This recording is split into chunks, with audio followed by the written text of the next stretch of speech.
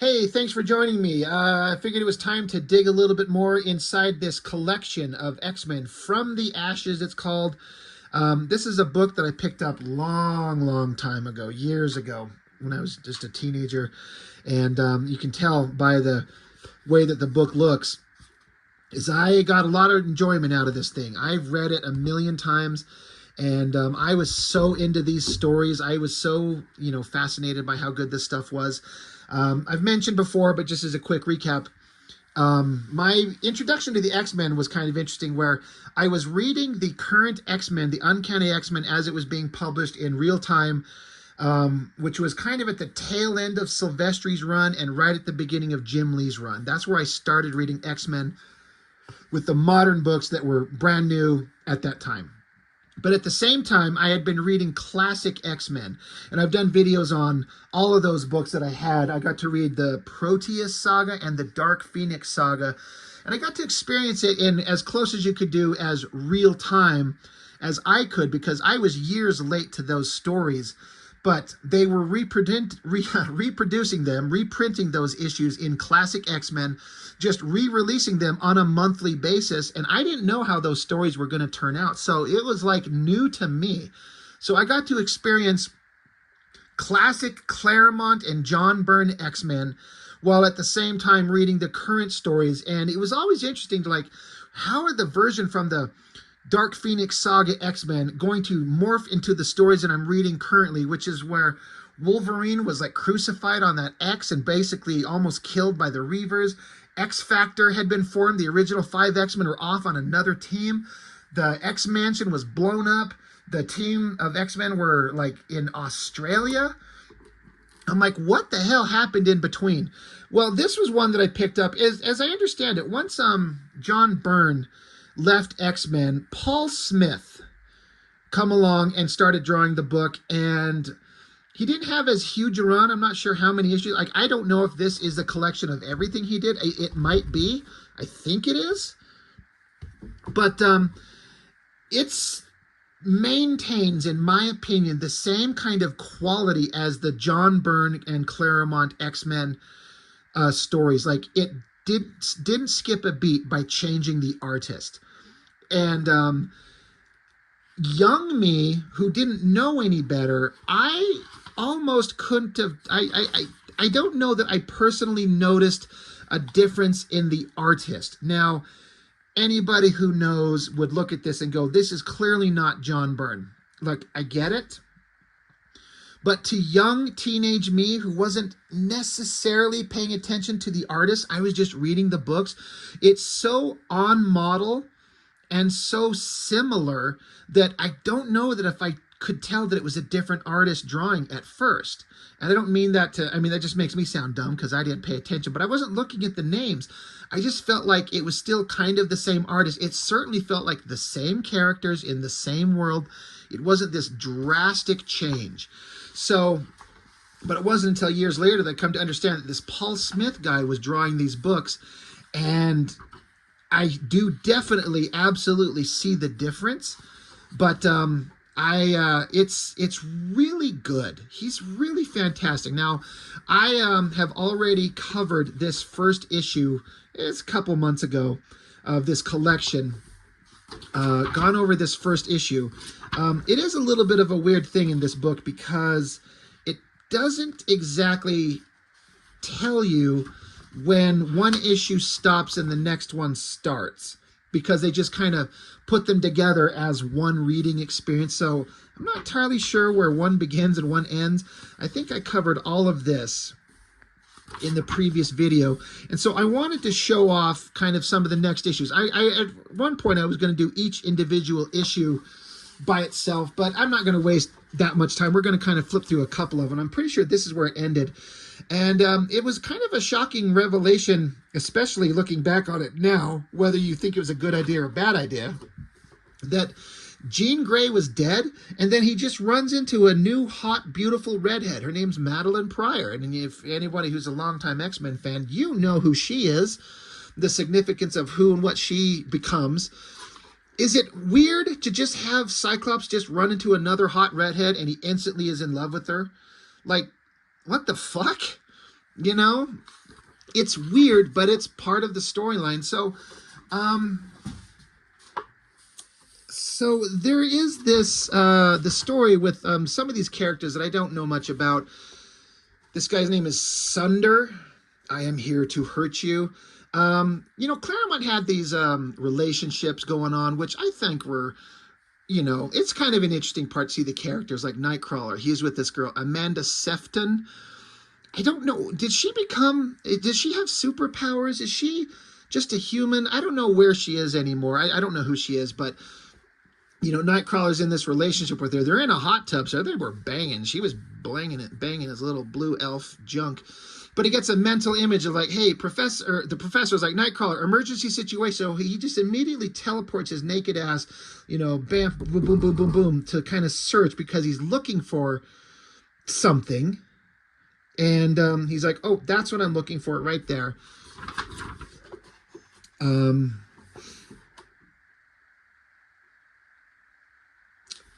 Oh yeah, and then this girl. It's so hard to try to sum up Chris Claremont X-Men books because good God, are they dense and kind of crazy. It is interesting to see the Hellfire Club being reintroduced after the whole Dark Phoenix saga. I'm trying to remember exactly where they ended up. I mean, I've read the Dark Phoenix saga. It's fantastic. But, man, the stuff that ended up, like how they, the Hellfire Club, where they ended at the Dark Phoenix saga and where they're at here, the connective tissue. I don't think I've read those issues, but, they're always going to be around. And then, of course, there's some interesting story points that are coming up with Storm that are interesting when we get into this. We get into the part where it doesn't introduce, I'm sorry, but when I was going to say it introduces the idea, it was introducing it to me that Storm is claustrophobic. And so they're down in these tunnels and the train goes zipping by her and she's kind of it's all she can do to not scream. It introduces an element of weakness in an otherwise very strong, interesting character. But yeah, they get attacked by, I think these are all the Morlocks. This is one of those outfits that Kitty Pryde would wear. I don't know, did Kitty Pryde ever settle on an outfit that was like a definitive costume for her? I think I read that Claremont was like, well, Kitty Pryde, she's just a teenager. She's like 13, and so, or something like that.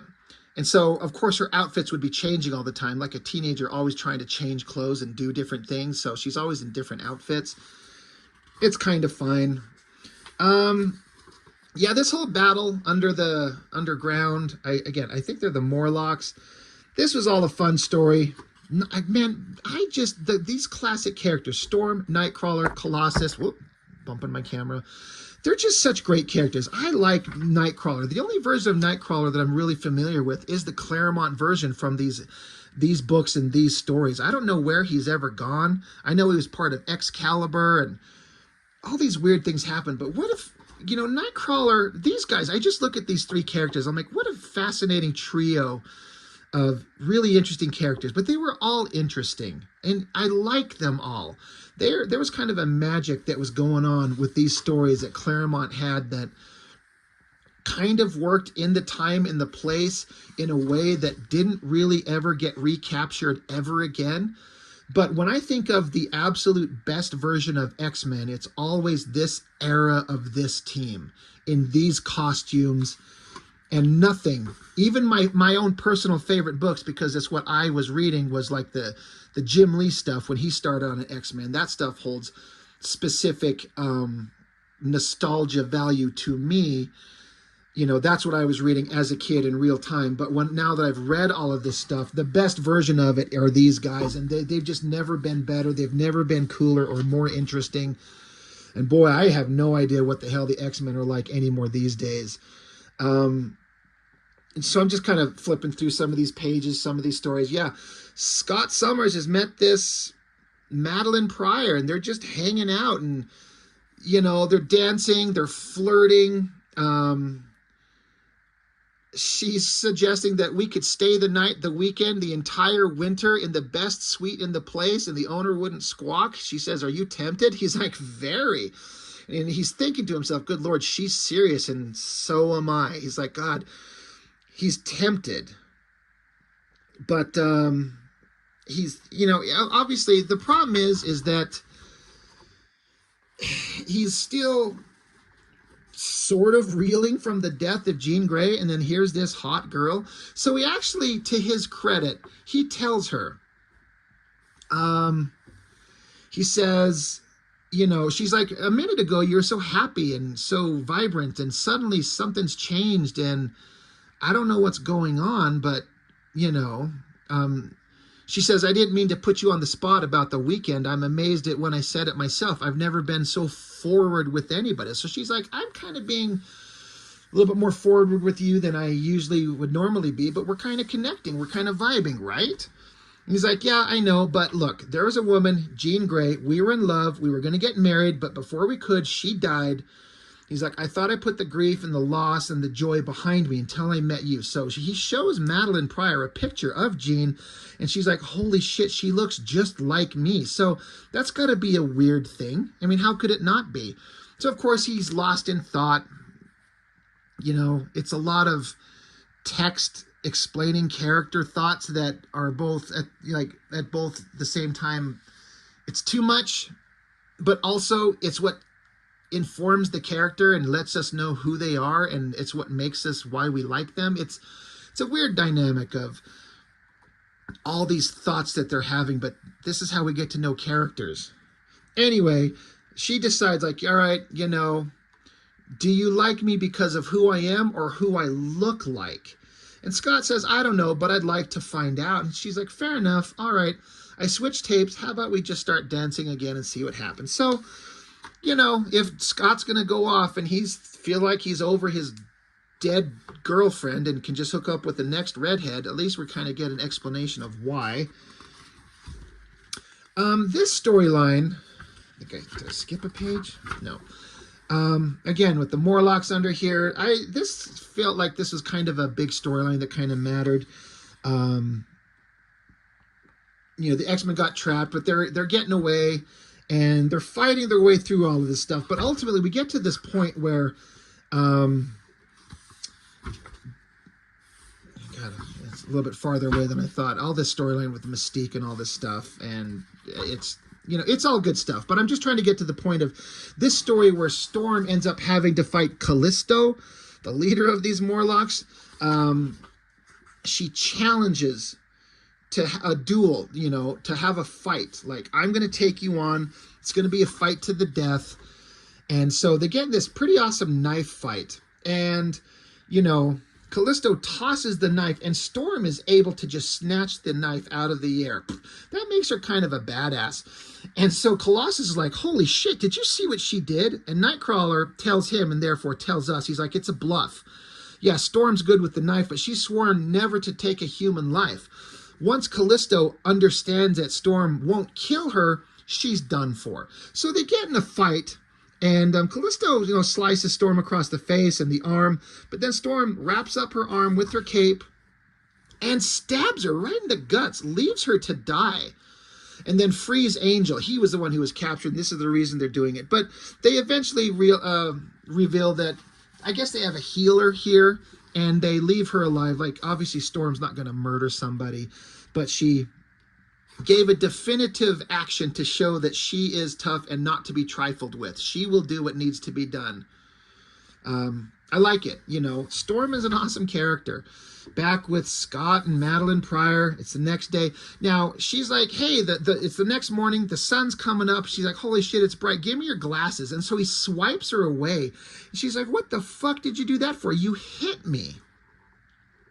And she's like, wait. I've never seen you without those glasses ever. Not once. What is going on? So he's like, all right, I'm going to tell you. So this is another kind of, I like what happens, but it also kind of flies in the face a little bit of how Cyclops' powers have been portrayed later. He pulls out like a quarter from his pocket, flicks it in the air, and then just lifts his glasses up and is able to like shoot out a tiny little beam, bing, so precisely that he punched a hole in the middle of the quarter. And he explains to her about his powers. He's a mutant, and these are his abilities. My problem is that my kind of understanding is that without those glasses, it's like his eyes blast uncontrollably, and it's his visor that he wears that focuses it into a various degrees of tight beams, wide beams, like he can kind of make it do different things. So the ability to just shoot a single beam, I'm splitting hairs here, but I'm just like, at the time when I read it, I'm like, that's awesome. But the way his powers have kind of been shown before, it kind of seems to contradict it, but it's just a minor point. Like, who cares? So that's the end of another issue. We start out, is this still Paul Smith? Or is it a different inker? Let's see.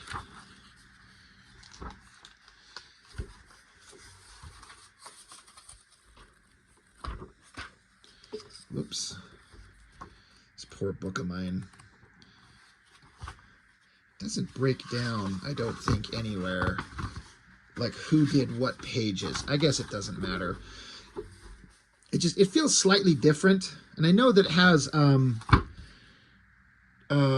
with Walt Simonson and John Romita Jr. drawing parts of this book, and I'm like,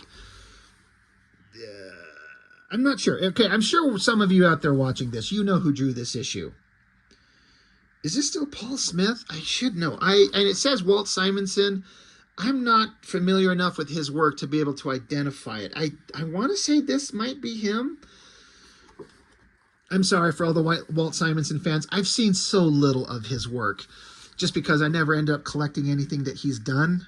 I've seen some of it, but I don't have an eye for certain types of Walter Simonson art. But yeah, I don't think this is Paul Smith anymore. It's either Simonson or John Romita Jr. But I want to say this is Simonson. I really feel like a lot of this looks like some of the stuff that I can identify as that. But anyway, an interesting component that's coming up here. Again, I'm kind of blasting through several issues and just kind of hitting the major story points that I feel like are most interesting. I had missed the introduction of Rogue in the X-Men comics. She is introduced as a villain, and she kind of looked like an ugly kind of creature. I seem to remember the artwork of her looking, she's very ugly, but I don't know what happened with that. She, like I said, originally introduced as a villain, and the X-Men fought her, and I don't know what happened between that and this, but this is Rogue showing up at the door of the X-Men to join the team. And the Rogue that I know, I was introduced to her in the version that we recognize in that Uncanny Xmen issue where she had been gone for, I don't know, was she in the Siege Perilous or whatever, but Jim Lee drew it, and she kind of like, her body like reformed from scratch, and she plopped in the middle of a room naked, and then she ended up jumping away and having the Savage Land Rogue saga. That's my introduction to the modern day character of Rogue. I missed all the stuff previous to that that's in between here and that issue I was just describing. But that version of Rogue is kind of still the one that is popular today. This version of her with the short hair, it's still kind of like the same girl. It still feels like the same girl, but, you know, young, frightened, used to be a bad guy, has nowhere else to turn, so she comes to the X-Men.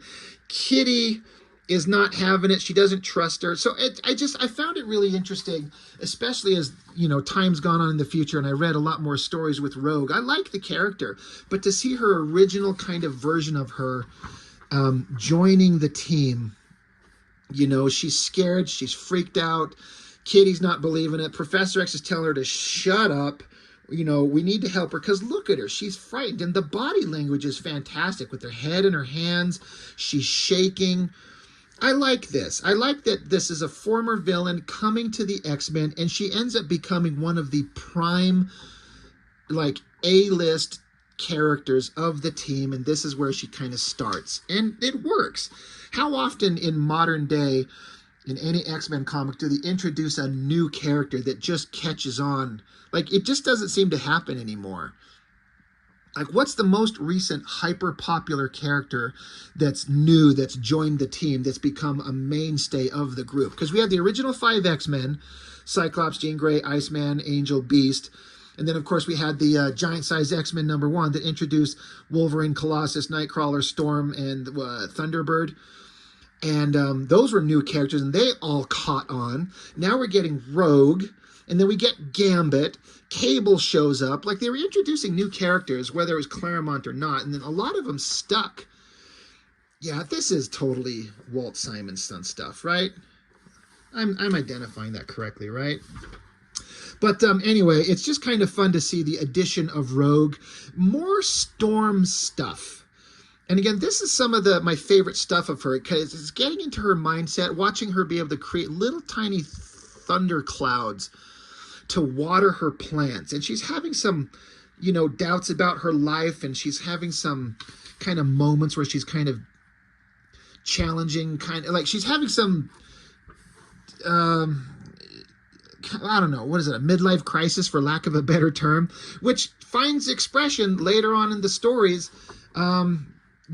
She's pissed off. She's losing control of her mutant powers. Like, gusts of wind have kind of getting out of her control, destroying her plants. The professor shows up and asks her to come, like, show up. I need your help. And she's so mad, she throws a knife at the mental projection of him. And he's like, whoa. He didn't see the knife being thrown, but he sensed something's wrong. So Storm, who's always been this lighthearted, beautiful, powerful, wonderful person, she's going through some shit. She's really going through it, and it's interesting to see how it's eventually going to play itself out. Meanwhile, this is Carol Danvers, right, who ends up being Ms. Marvel, but she's Captain Marvel here. And her and Rogue, because, yeah, she shows up, and then bam, because she shows up to the X-Mansion, and then Rogue just gets her ass punched through the ceiling of the X-Mansion. She's like, my goodness, I've been hit before, but never like this. I don't know who that hussy is or why she slugged me, but I aim to make her regret it.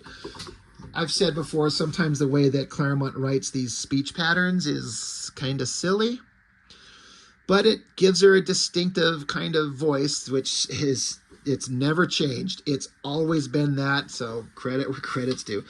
Yeah, so they call her Binary, but it's Carol Danvers, right? Yeah, she's got a beef with Rogue, because they have, there's that issue of the Uncanny X-Men that Jim Lee drew, where Rogue and Ms. Marvel, or Captain Marvel, or whatever the hell she is, are fighting. Yeah, Carol Danvers. Like, that girl's gone through some changes. Like, I can't keep track of it. I don't know. But they understand, once she kind of powers down, Rogue understands who she is and why she hates her.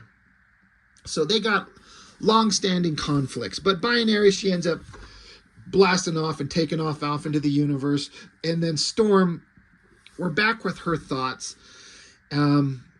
I love her design, her big white hair, and this headdress thing on her. It looks so great. And she's also one of these characters where it's interesting how no pupils in her eyes. Now, if this is just this artist's choice, but I don't think she was always drawn this way. I know some early versions of her had cat eyes, which are stupid.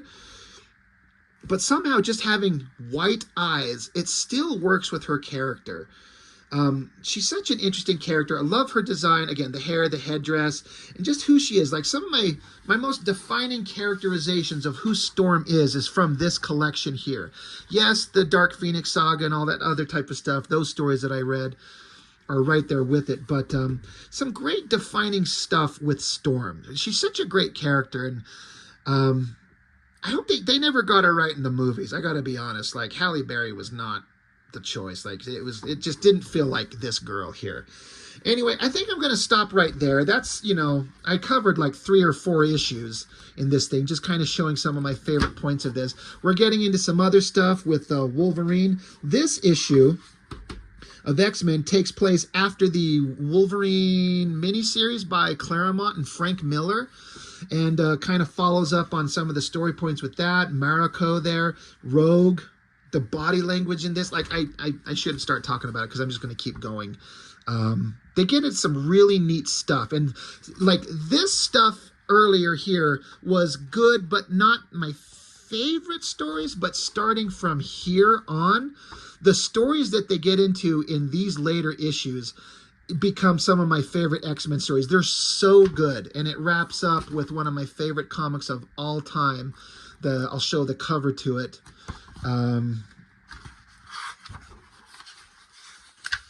This issue right here, X-Men 175. That's one of my favorite issues ever that they're building to. So I'll get back to that in short order. But this stuff, again, just the characterization there, a lot of focus on Storm. Great character, great stuff from Chris Claremont for all the kind of weirdness that he does with his writing. It just works. It works somehow in a way that never did with anything else. So anyway, that's all for now. So just kind of a quick flip through with some story points of some of these great issues of X-Men. That's all I've got for this one. So thanks for joining me. I really appreciate it. I'll see you next time.